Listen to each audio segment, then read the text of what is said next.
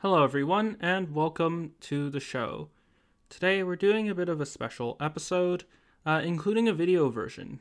And it's because I know that there's been uh, quite a lot of maybe confusion about what's been happening with metapolitics over the past few weeks, and as well as just what I've been doing generally.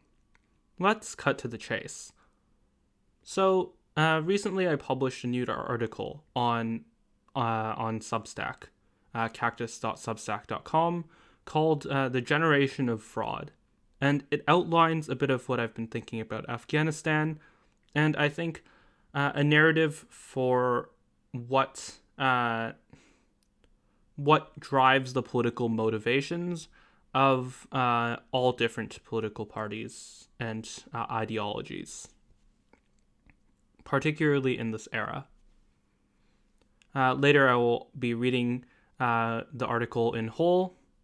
I'll also be explaining some of my motivations and maybe what I couldn't fit in to the article at the very end.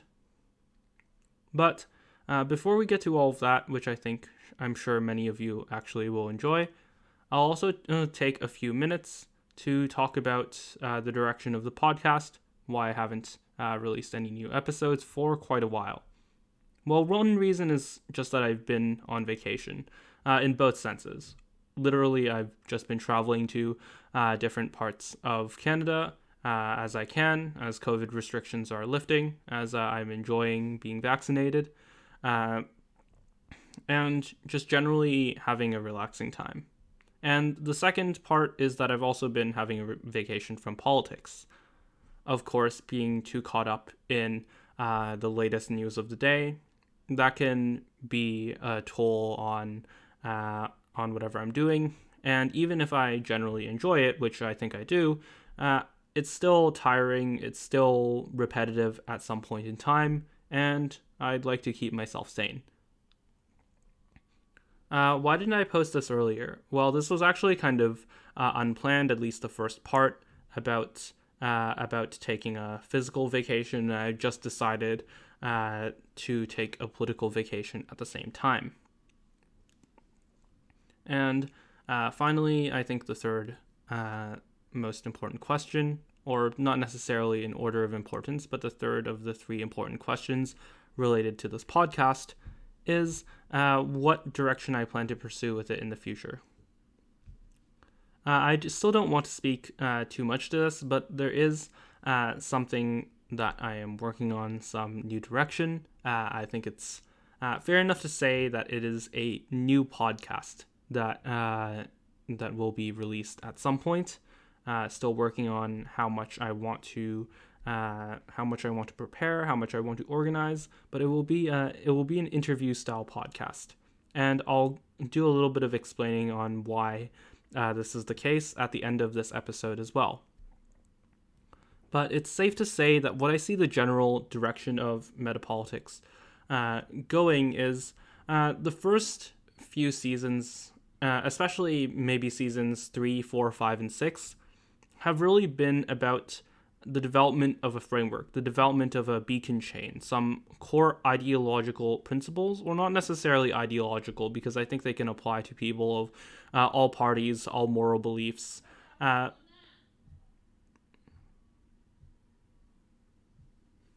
Sorry about that. But mechanistic, all mechanistic ideas that you can use to interpret the world.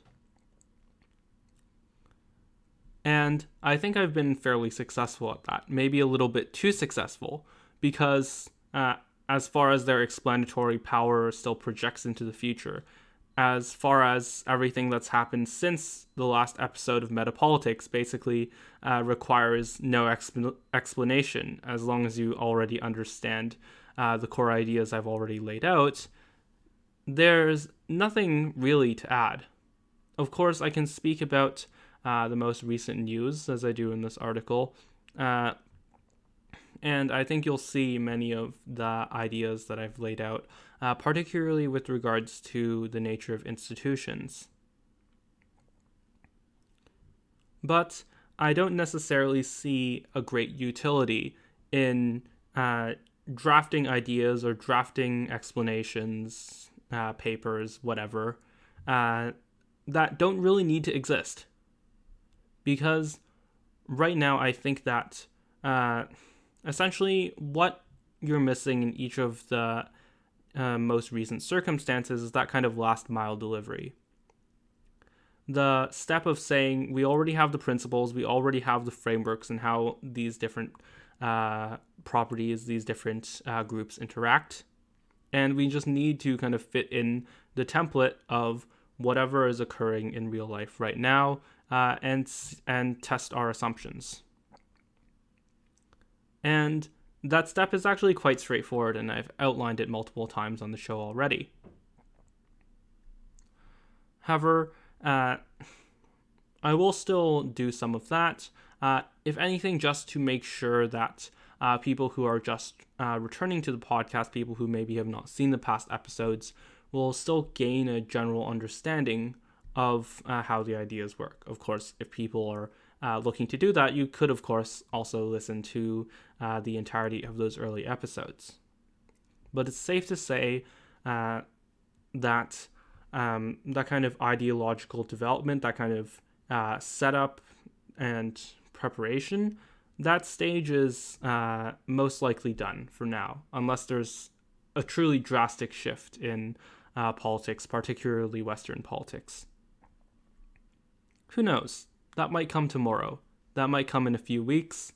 Hopefully, it will not come for quite a while, because I have the feeling that if it does come quite soon, then it will actually be a turn for the worse. So that's the housekeeping for now.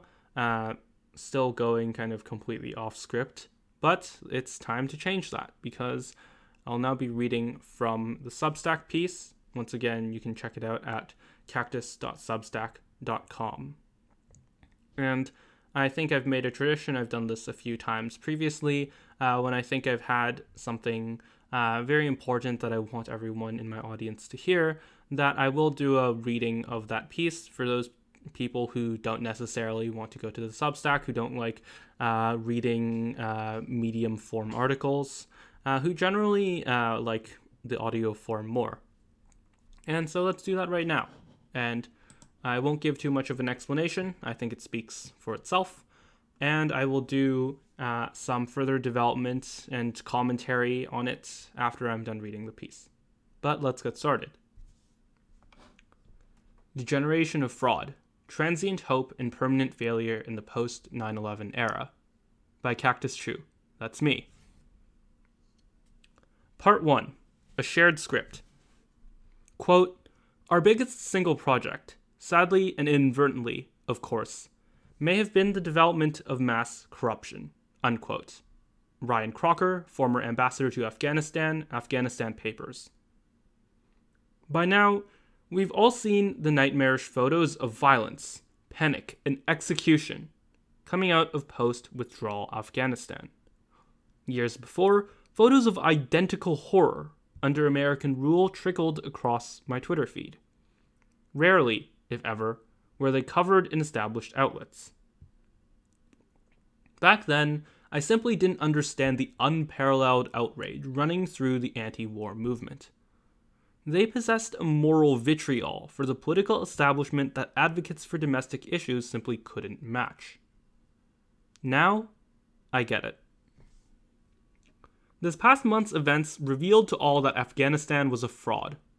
Nation building was a fraud. Ashraf Ghani and the civilian, quote, government, unquote, was a fraud.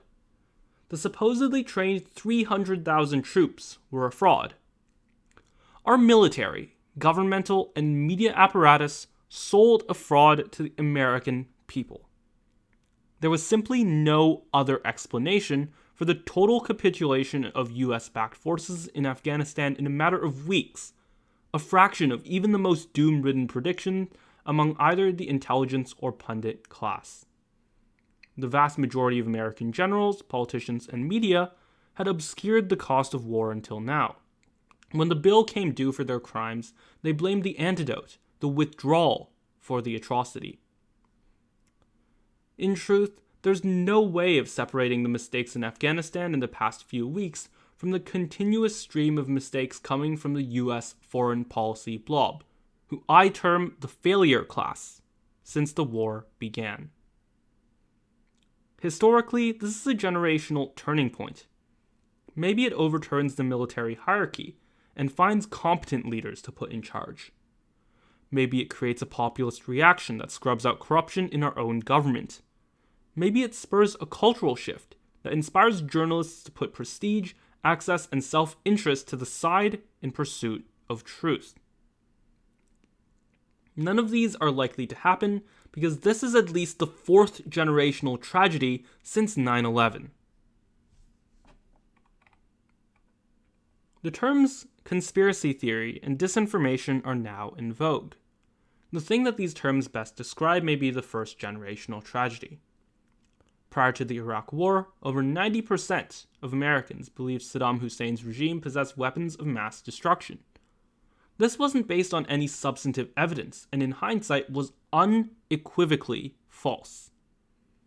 The population of the third largest nation on Earth didn't come to believe such an absurd, baseless idea from social media influencers, Russian agents, or unfettered internet conversations. Instead, they were the last link in a network of unthinking trust which passed falsehoods down from intelligence operatives to politicians to established media to each and every one of us. As it turned out, the intelligence community were frauds seeking to produce results at the expense of accuracy. The politicians were frauds who didn't exercise one iota of oversight when their agencies were politically useful. The media were frauds who spoke lies for power instead of speaking truth to power. And we, the people, bought in hook, line, and sinker.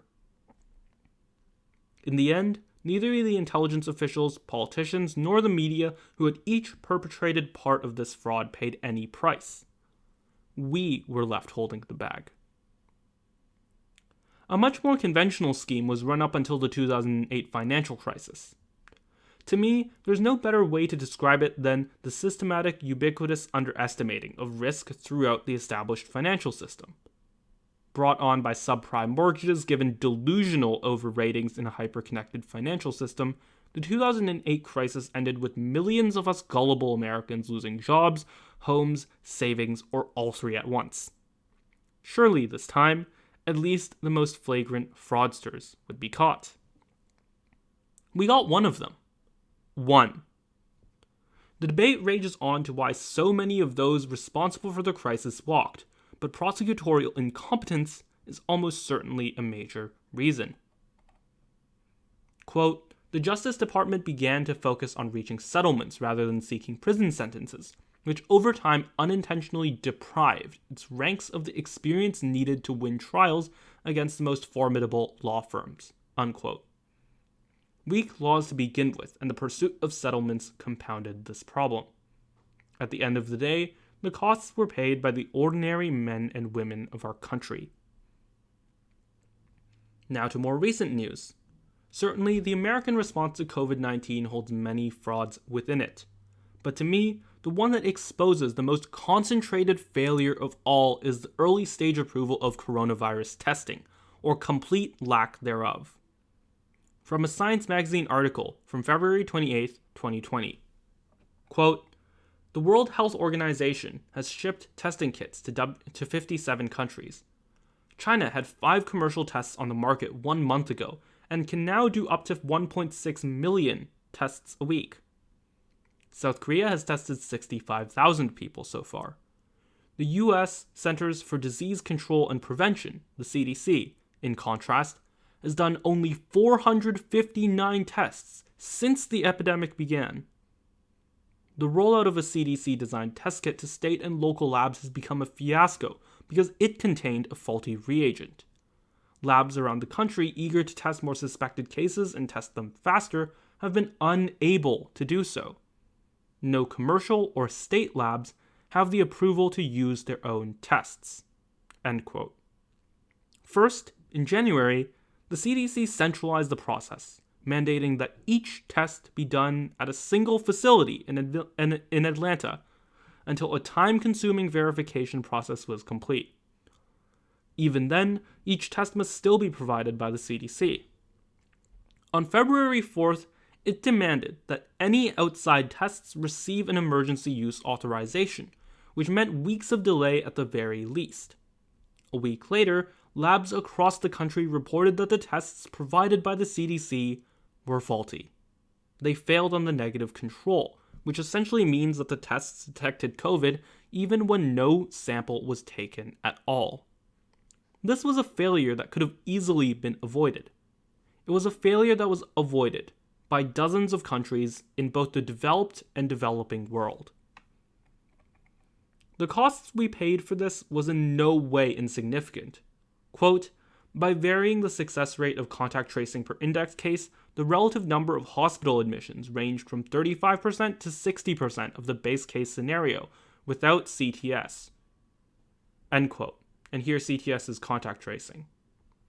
If the same holds true for deaths, which typically correlates directly with hospitalizations, this accounts for somewhere between 1/3 and 1/2 of those who died in the early pandemic. Another sets the number even higher, at between 47 and 70% of mortality. The reason why I find this so contemptible is that almost every single angle for critique is justified. Should greater investment and higher standards have been given to the CDC to ensure they got their test right? Should the process have been left open to the free market? Should we have just accepted the tests being distributed worldwide, which we already knew worked, instead of having to develop an American version? Each and every single one of these alternatives would have turned out better.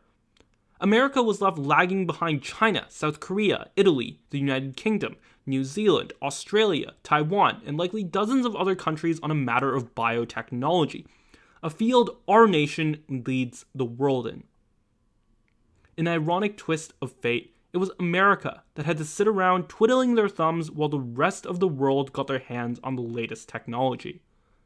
The one thing that America purported to do better than anywhere else, innovate, was lost. Again, this was a generational tragedy. It's truly difficult to imagine a complex, multivariable situation where changing any of the factors in any direction would be an improvement.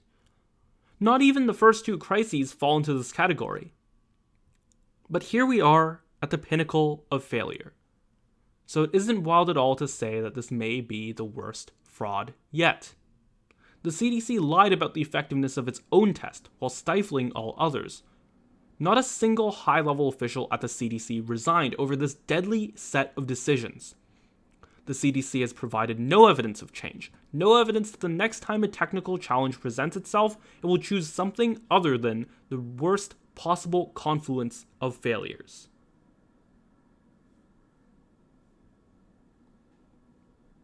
Part 2. The Anatomy of a Fraud. All four of these scandals followed a similar script, a 3-part tragedy starring us. First, hucksters would wield prestige and authority, presenting a confident narrative without the evidence or metrics to back it up. A large portion of American establishment media would repeat the baseless claims, lacking any due diligence. The majority of the country would buy in, believing in good faith that those with access and secret knowledge would not betray our trust. Second, careers would be advanced and cash would be made, all while canaries in the coal mine cried out for help. Perhaps part of the population or the political class would gain awareness of the problem and campaign on fixing it. Those holding the institutional means to do so conveniently never noticed. Finally, reality would catch up with us, and it was time for consequences. Consequences for the public, of course, whether you bought into the fraud or not. The perpetrators would not face consequences. In fact, they wouldn't even need to sneak into the dead of night to escape with their profits. There was no need. The heads of the institutions at fault could only be held accountable by the heads of the institutions at fault. They would not only keep their wealth and connections, but more often than not their positions and images too. This was the story of Iraq. It was the story of 2008. It was the story of test and trace. And unless we do something about it, it will be the story of Afghanistan. Generational fraud after generational fraud does not come without consequences.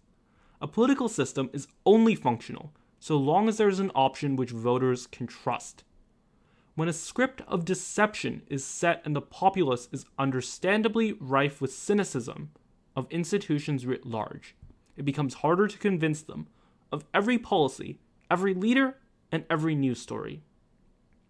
To make matters worse, media and government again and again found themselves at the scene of the crime in each of these generational tragedies.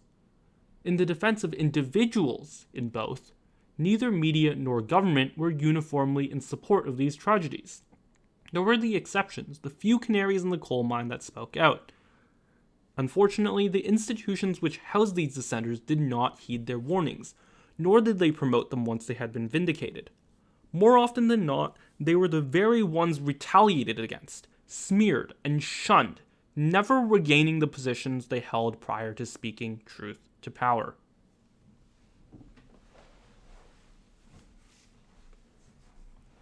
In 1951, students at Swarthmore College were led into rooms in groups of 8. 2 pictures were shown to each group. The first depicted a single straight line, while the second showed 3 lines of clearly different lengths, one matching the first picture. One by one, the students were asked to identify the matching line. Unbeknownst to the 8th student, the first 7 were instructed to intentionally choose the wrong line in concert.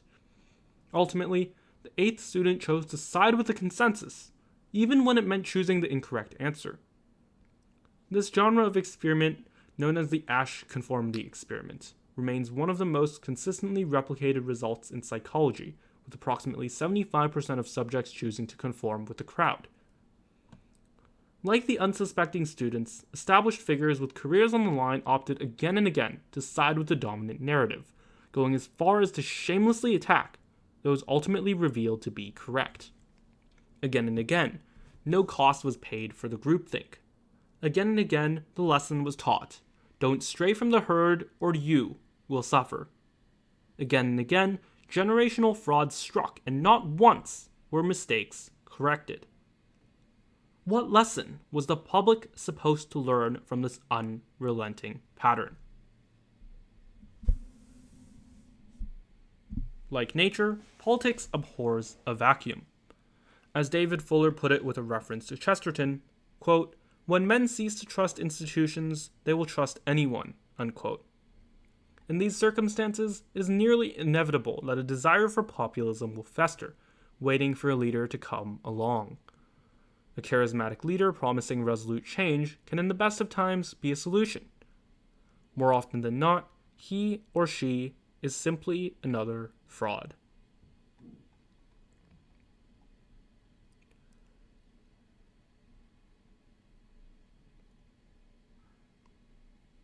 Part 3.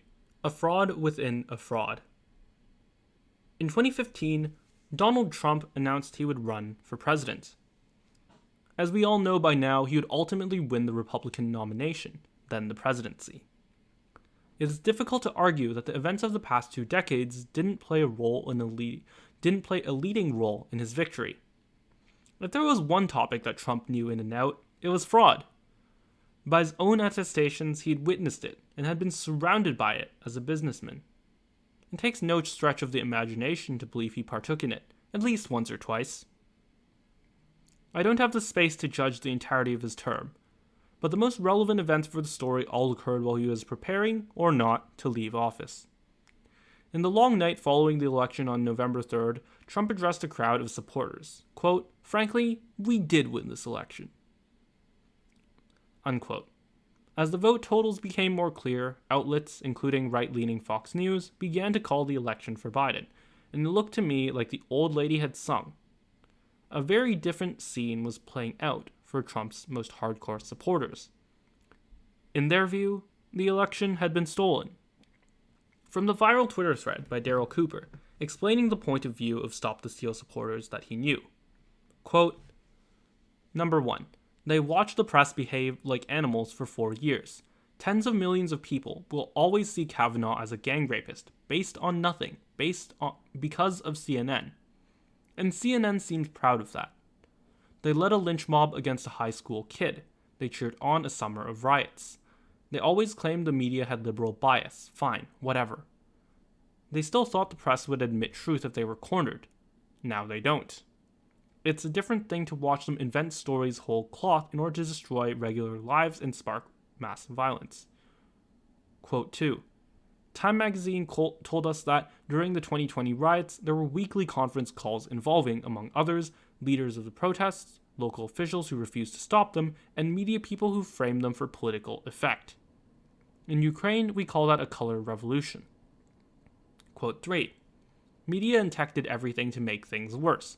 Everything about the election was strange. The change to procedure, unprecedented mail-in voting, the delays, etc. But rather than admit that and make everything transparent, they banned discussion of it, even in direct messages. End quote. The script had been written by decades of betrayal.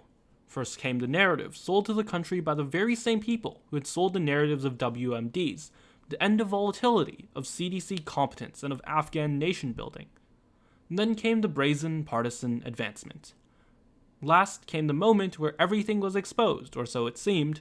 Instead of presenting any type of reconciliation or outreach, social media, government, and establishment media chose to double down on appeals to authority, which they had long lost the right to use. It didn't matter that a fraud of that scale would certainly produce multiple smoking guns and orders of magnitude more evidence. It didn't matter that dozens of patriotic, Trump-appointed judges ruled against them. Amid the frenzy of a script of fraud, it didn't matter that the evidence to prove a fraud was nowhere to be found. There is, of course, another way to read this.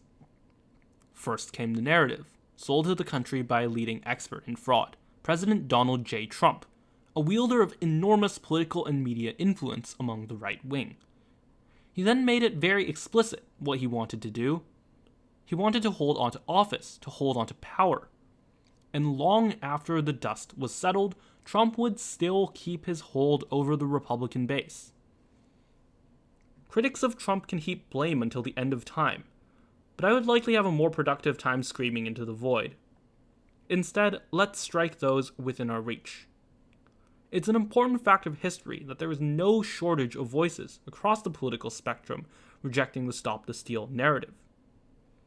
Far leftists of the like of Ben Shapiro, National Review, and Republican Senate Majority Leader Mitch McConnell not only stated that Joe Biden won, but presented much of the same evidence as I did for his victory. The alternative argument was reaching the vast majority of Stop the Steal believers, from people they would hypothetically trust at some point, no less. Not only that, but Stop the Steal was fundamentally a prophecy. Had the media apparatus treated this like any other issue, Stop the Steal would have gone the way of Mike Lindell, or of countless eschatological doomsayers of the past, bleeding followers after the date was pushed from January 6th to January 20th to March 4th to, quote, sometime in August, which might have been last week, to, quote, sometime in September. Instead, politicization, personally attacking adherents, and imposing censorship changed the nature of the issue from a dispute to a fight. A dispute is won by evidence, but a fight is only won when the adversary is unable or unwilling to fight any longer.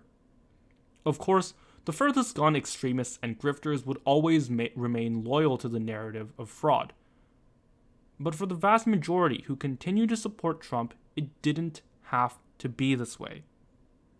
There is, undoubtedly, an immediate charismatic boost upon hearing the word fraud, or its synonyms, as loudly as possible in this day and age.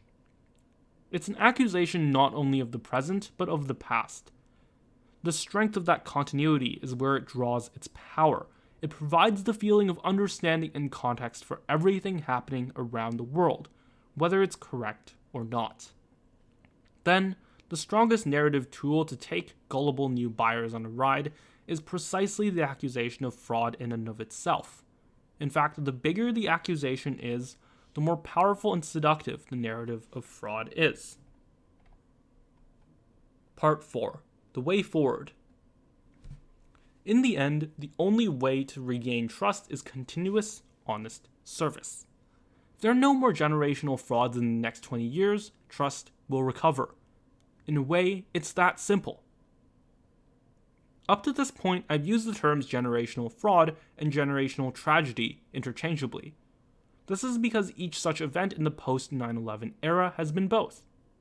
When thinking about current events or future events, the distinction is vital.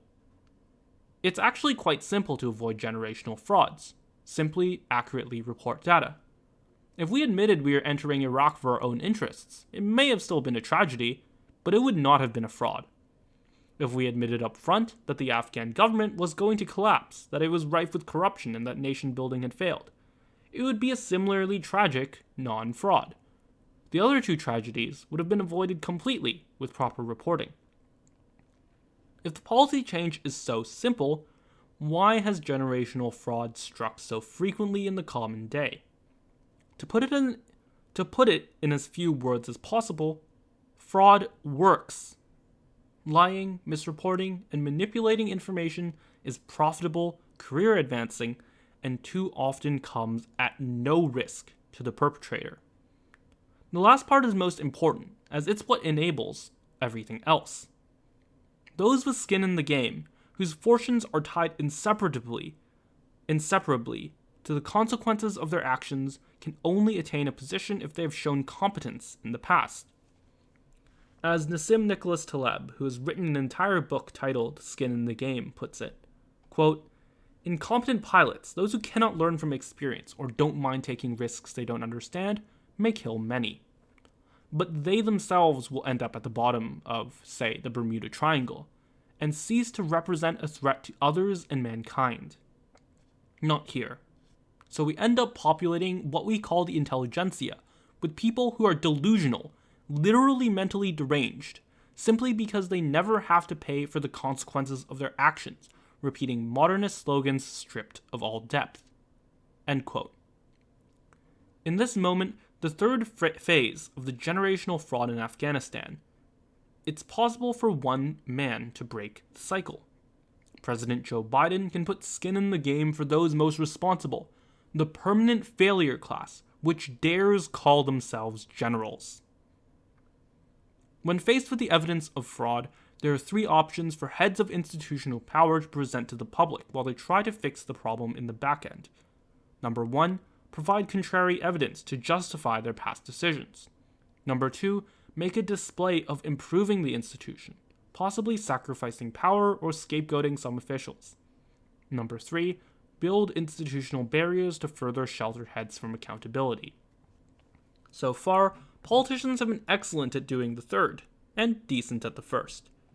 But the effectiveness of those solutions depend on a substantive change in the back end, so that the failure does not recur, or at the very least is not severe, in the future. A change in personnel is the only consequence which forces this change to occur, via shift in incentive, like in Taleb's example, the firing or death of delusional pilots, until you can expect a competent one in the cockpit.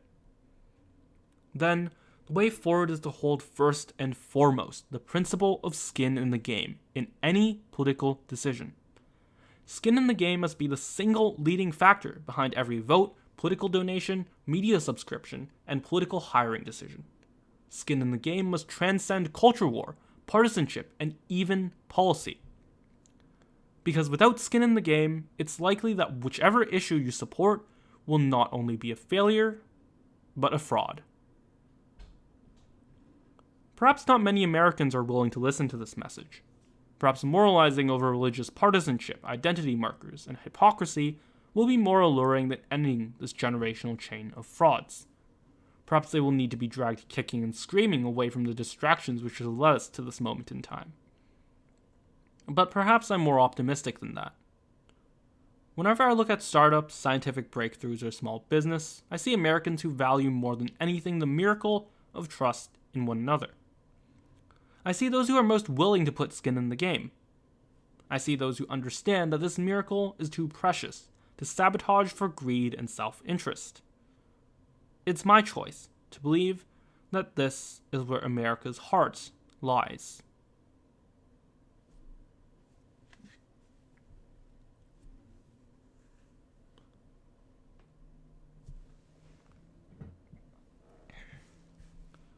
That's the end of the article. And while there's quite a bit that I wish I could have included, I think it's maybe the best articulation of the motivations and the directional influences that have led the country, both institutions and individuals, to the point which we see ourselves now, to the point in which we've completely bungled Afghanistan, to the point in which we can all see the tragedies that have occurred in the past few decades, but none of us think there's any closure to any of them. That the effects are not only still present, but actually not enforced. That there has not been a price paid for those who are making the mistake. And of course, anyone who's gone through that kind of base or has learned about the basic tenets of any type of system or idea of justice know that this is one of the most offensive, reasonably offensive, justifiably offensive things to the human consciousness or to the human instinct.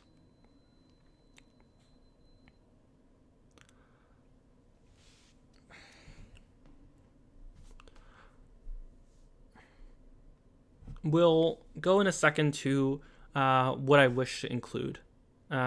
Maybe will find itself in a second article.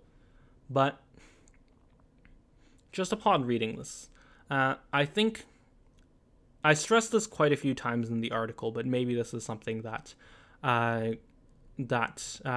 may go over some people's heads. But the line in part 3, or the final paragraph in part 3, I think is particularly important.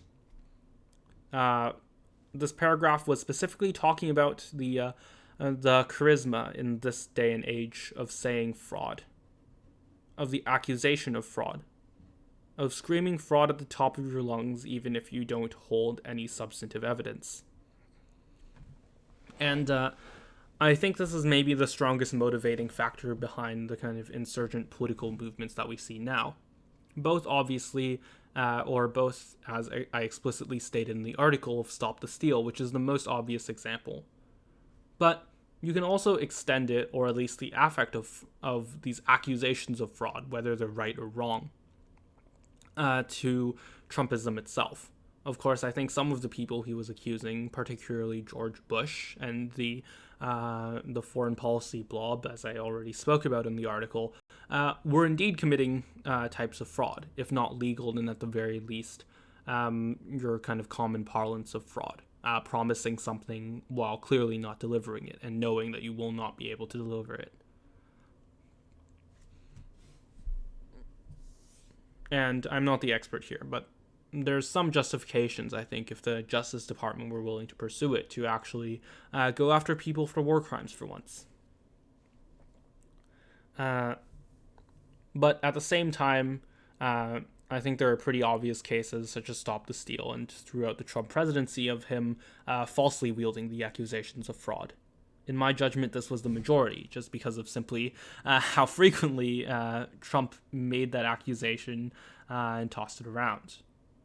Of course, this isn't to say that you can judge one way or the other every single thing that he has claimed. There are many things that we have still yet to know, that there's still evidence coming out on that we are still uncertain of.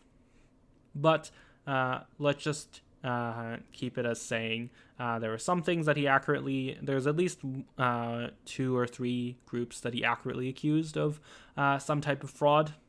There were certainly several examples as well of him using that accusation falsely. There are, of course, accusations that we don't know whether they were true or not. We can say that the evidence at the time maybe wasn't enough. And in my judgment, his use of fraud tended towards the latter 2 categories. The other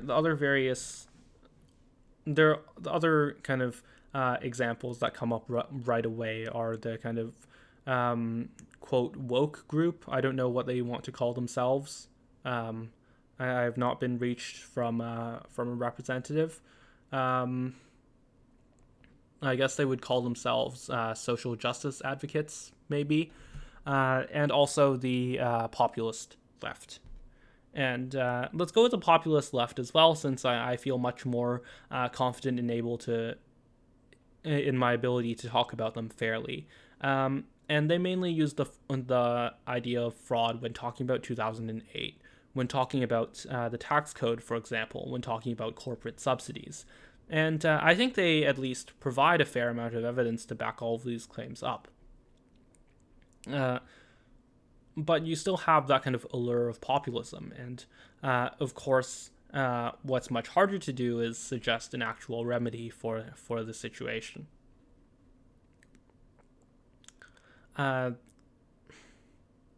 don't know how further along I want to go on talking about economic policy. That's not the main focus of this. I'll just leave it at the idea that you have to evaluate the evidence. There's a fine line between a script of fraud that is incredibly compelling and is true, and a script of fraud, as we already went over, that is incredibly compelling and yet totally false.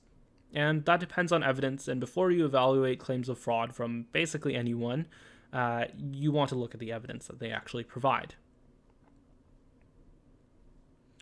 And let's talk for a bit about the kind of social justice group. There's a bit in which they're definitely perpetrating fraud, or let's not talk about them as a huge collective, because these are individuals perpetrating fraud, and the individuals particularly are the kind of HR consulting companies or quote diversity, equity, inclusion companies that are peddling trainings that are just in study after study are just debunked and are shown to have little impact, no impact, or sometimes negative impact on interracial relations, just friendships here, not necessarily romantic relations, but interracial relations or interactions within a company. In other words, they more often than not don't do anything, and sometimes even make the problem worse. Very classic kind of example of a colloquial use of fraud.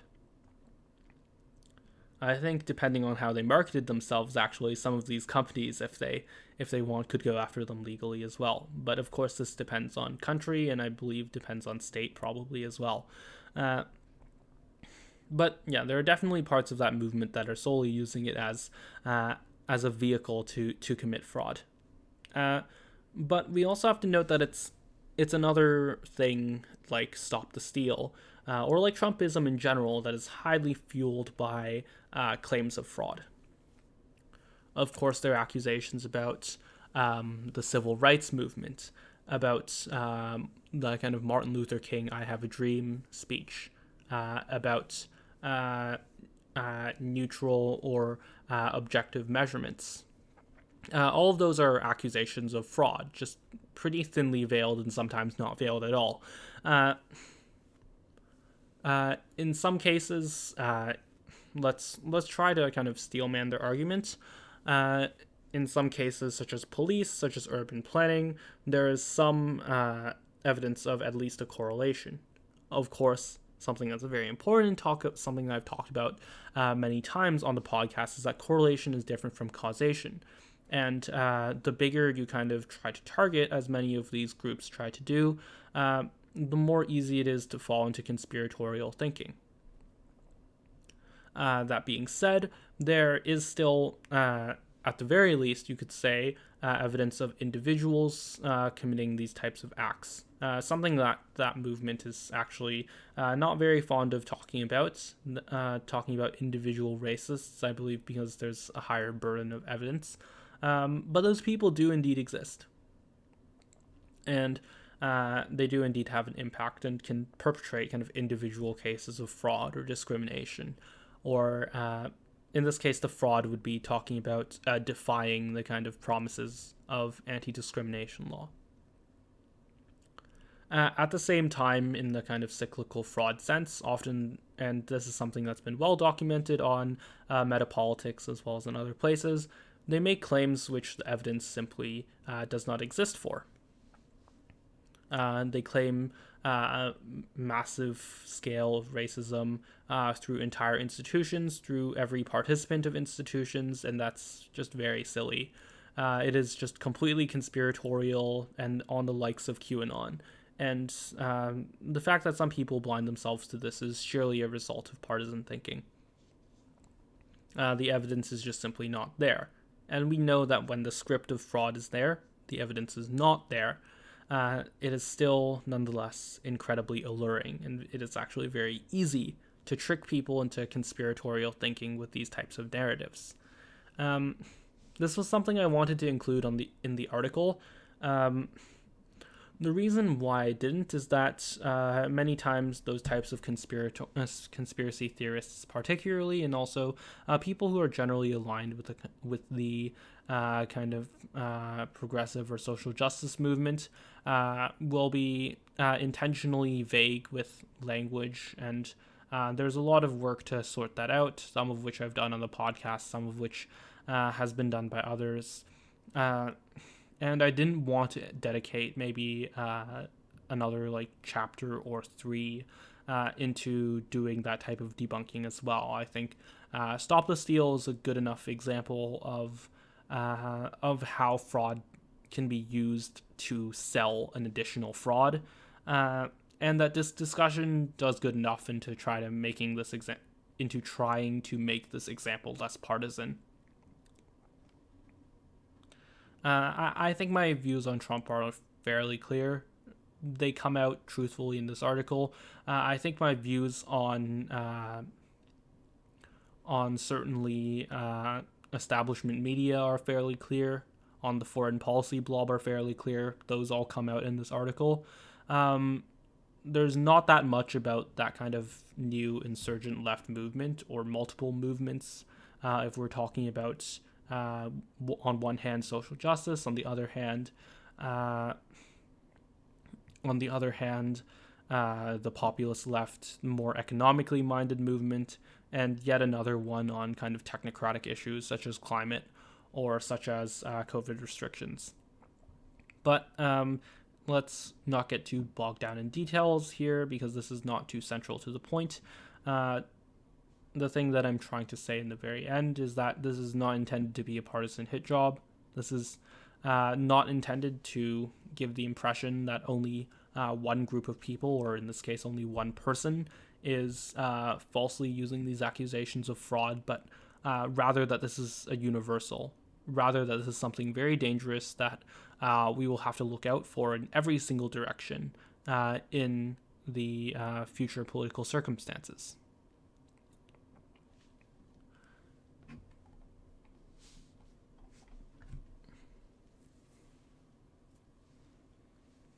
I think this kind of meta narrative, or that's not quite the right word. That means something different in philosophy, and in kind of people who speak about quote unquote meta narratives all of the time. But here what I mean is a narrative about a narrative. Here I'm telling a narrative, of course, but it's a narrative about a second narrative, and that's the narrative of fraud. I think the most important takeaway here is that regardless of whether it is true or not, regardless of whether a fraud is there or not, because of the historical circumstances of the past 20 years, the idea of fraud, the narrative of fraud, the kind of meme of fraud, is going to be incredibly powerful wherever it is used. And the second takeaway, of course, comes from the last chapter, is that there's a direct tie from this to the kind of lack of skin in the game. I think recently there was an article on Twitter. I think it was by I think it may have been by Reuters, and it was speaking only on background, so no kind of named sources, no official documents, whatever, just claims. So take that with a grain of salt, of course. Maybe politically interested, etc., etc. All caveats are applied. We don't know for sure. But the claim by Reuters, or the claim that's passed through Reuters, is that Biden is not planning to fire any generals, which is a terrible, terrible mistake. Of course, the reason for not firing generals would be the fear of retaliation, which has existed in the past, which exists to some degree against Trump, and even to some degree against Obama. And against Obama, it was not necessarily retaliation for staffing decisions, but it was retaliation for his policy in Iran. Regardless of what you think the policy in Iran should be or should not be, whether the Iran deal, the the JCPOA, joint committed plan of action. I'm not sure if that's fully correct, but what we commonly talk about is the Iran deal that Obama worked on. There was active retaliation against him from the kind of security establishment, the kind of foreign policy establishment, what I call the failure class. Because, I mean, not necessarily on the Iran deal. It's still an open political question, I think, whether that would have been a failure or not. I don't have any strong position on that, but certainly the same staff, those who retaliated against Obama, those who have somehow maintained their positions after spreading the greatest conspiracy theory in the history of the United States, after pursuing this truly tragic, costing thousands of lives event, occupation in Iraq, in Afghanistan, well, in Iraq as well, actually. After all of that, they're still fucking here. They're still here. And there's a very real reason they're still here. That's because corruption takes a higher interest over success, over actually doing the job properly. And the second main takeaway I want people to have is that this has its consequences. And those consequences have made themselves all too clear. And is the major topics of this article.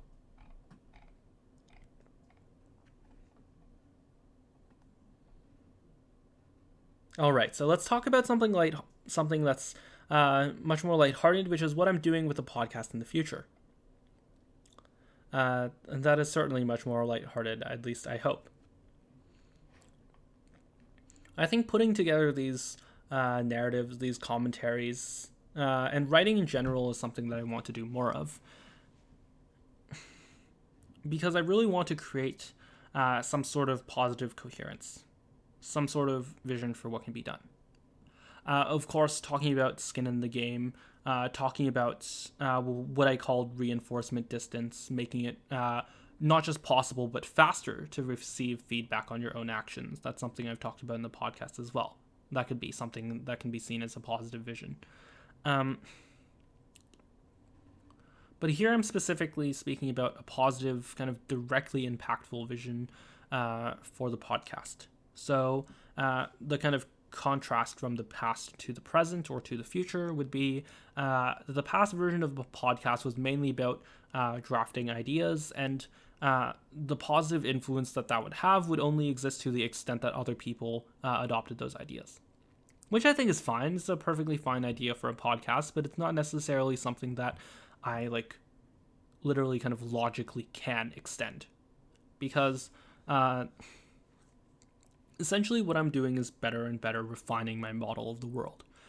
Introducing political principles, or introducing kind of or importing ideas in mathematics, or referencing ideas in psychology, and using those and choosing those in order to create a better prediction mechanism for what's going to happen in the world. And I think I've gotten better and better at that, especially in the post January 6th series of events that's happened.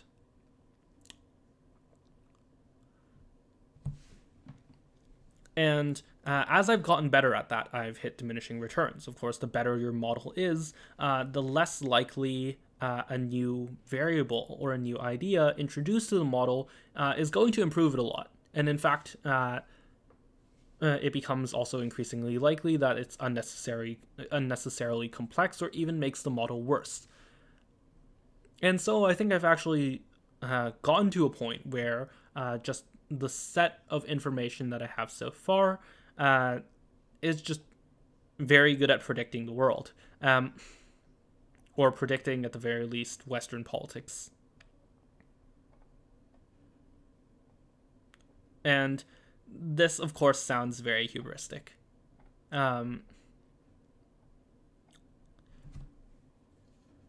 But I believe it to be true.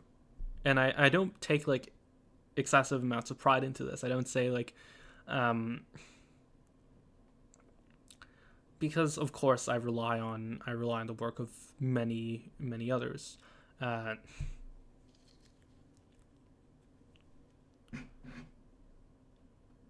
But in some way, I see the original mission of the podcast, which is to create that beacon chain, to create that baseline self-correcting kind of algorithm or self-correcting method that everyone can kind of import and use in their own daily lives. I see that mission as like more or less complete. And of course, there will be revisions that I need to make. I'll have to watch out to see if something changes about the political landscape, etc., etc. So it's some degree of unfinished business. But I think publishing a weekly episode about here's something I want to update, here's a new idea I want to introduce, that's not necessarily going to be productive. Instead, what might be most productive would be expanding the range of each of the ideas that already exist. Speaking about applying them to ordinary life, speaking to questions that might exist, that might come in from all of you listeners, that might come in through Twitter, etc., and looking at interesting test cases, looking at further information, and testing how well the model works in those major events. And I think if you've been looking at, for example, the infrastructure bill, or obviously the war in Iraq, or the war in Afghanistan, it is incredibly well predictive of those events, the way that each of them are passing or are moving forward, and so on and so forth. And I might do episodes just explaining those interactions, making it very clear to the audience what I mean and where I'm applying many of these ideas, many of these principles. So that would be the future of at least this RSS feed. And the second thing that I think I'm going to be doing, or I know I'm going to be doing to some degree, but I'm not quite sure on the estimated time of arrival, is going to be the aforementioned interview podcast. I spoke about this very briefly at the beginning of the episode, and essentially what I'm going to do is I don't want to give a tentative title, actually, because there are 2 or 3 competing tentative titles. I like all 2, or I like all 3 of them. One of them, I think there are kind of obvious reasons why I don't want to choose. But of the remaining 2, I like both of them, have not made a commitment to either. But the ethos of the podcast will be refining the views of guests that I think are doing a good job in challenging the status quo, of removing some of the things that I most dislike about existing socio-political and economic circumstances, such as the lack of accountability, the lack of reinforcement and self-correction.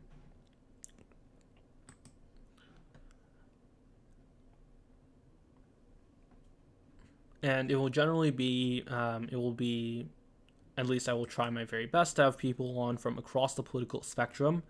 I hope it will not be too difficult to get some Trump supporters, at the very least, some like kind of coherent,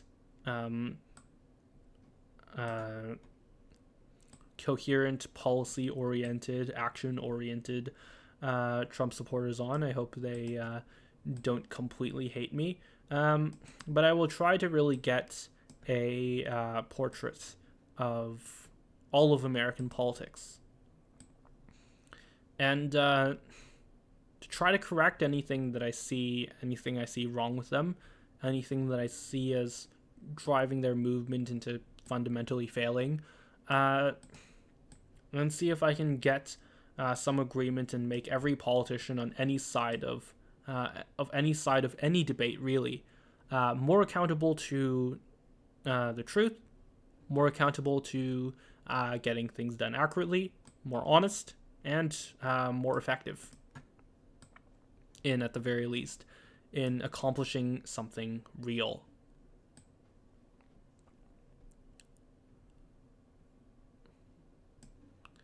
As always, I am still not taking any financial support. I am still dead focused on just paying anything I need out of my own pockets, and really trying to separate myself from any malincentives that might exist. But of course, if you would like to do something for the show, if you'd like to help us out, then you can share this episode on whatever social media platform, and do the one thing that, of course, only you can do, which is give your own personal recommendation. I do this all the time. I'm just speaking to someone who I know personally, someone who I'm friends with, who trusts me, and I try to give them good information because I believe I have a fairly good assessment of the world.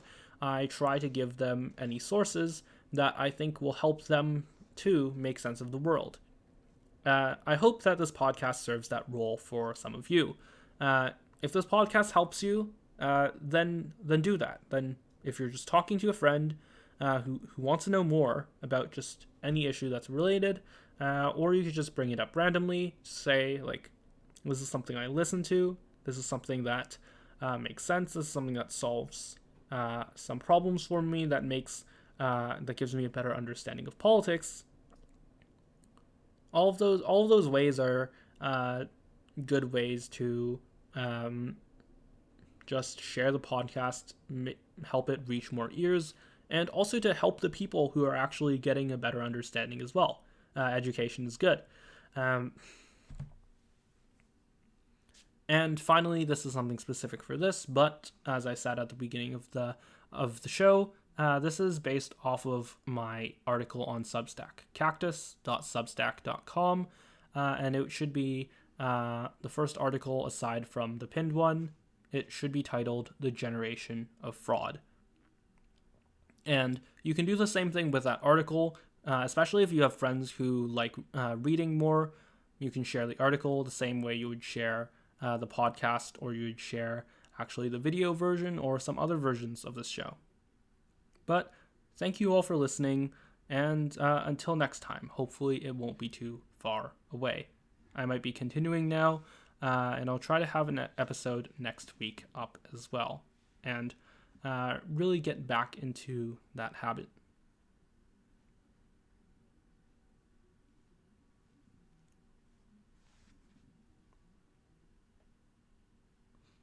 Oh, and as I normally say, if you do any of those things, if you help me out, if you just enjoy the show and listen regularly, then thank you.